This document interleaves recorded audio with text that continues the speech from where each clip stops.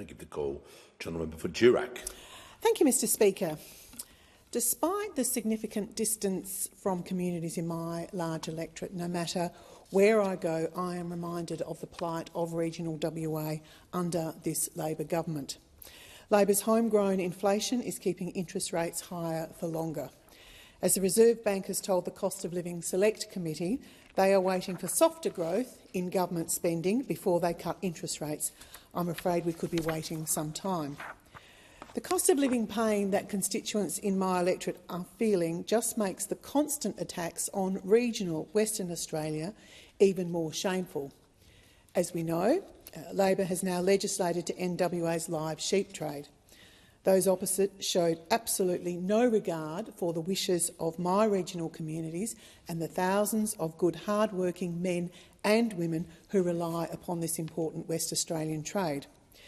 Just as this was a political calculation to appease inner-city voters, so was the decision to abolish the cashless debit card in vulnerable communities, including the East Kimberley. The University of Adelaide recently released their report detailing that domestic violence, public drinking, intoxication and gambling have all increased since this decision was taken. Statistics released by WA Police have confirmed that in 2023-24 was the worst year on record for crime in regional WA, and that assaults on police officers in the Kimberley were 9 times above the national average. 9 times above the national average. Labor at a state and federal level need to do more to combat this crime epidemic. Now, speaking of the East Kimberley, I was happy to hear the Shire of Wyndham East Kimberley's application for funding for the Kununurra Airport runway extension through the Growing Regions program was successful. Hooray, we said. This project has the potential to deliver cheaper flights and direct East Coast connections to the region. Yet, even good news turned sour because of this government's incompetence. According to Labor's own guidelines, successful applicants must have started construction by May 2024. Comically, the recipients were announced on the 16th of May 2024. 3 months later, and the Shire still haven't received their funding application. The government's delay means upgrades to the airport won't commence until next year, as of course work cannot begin now due to the upcoming wet season. The Shire is now predicting a 10 to 15% increase in costs.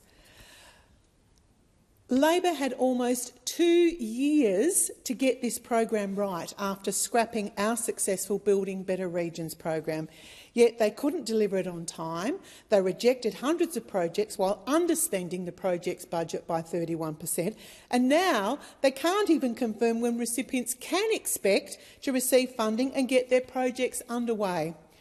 Mr Speaker, such incompetence and lack of care demonstrates that the Albanese Labor Government has abandoned regional WA.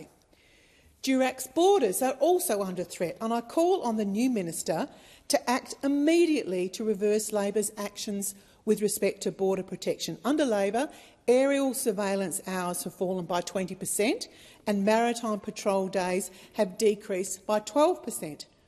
Earlier this year, I outlined the necessity of increasing maritime surveillance following the 4th illegal boat arrival along the WA coast in just 6 months.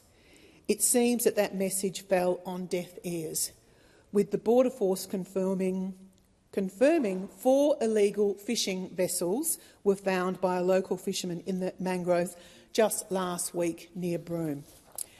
Boats reaching our shores present significant threats to Northern Australia. Just think of the biosecurity disaster that could occur if disease reaches the mainland, just because our borders aren't sufficiently protected.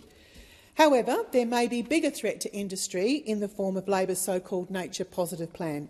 The duplication of environmental approvals will blow out approval times, and the prospects of a climate trigger will kill off billions of dollars of investment in our mining and resources sector, along with thousands of jobs.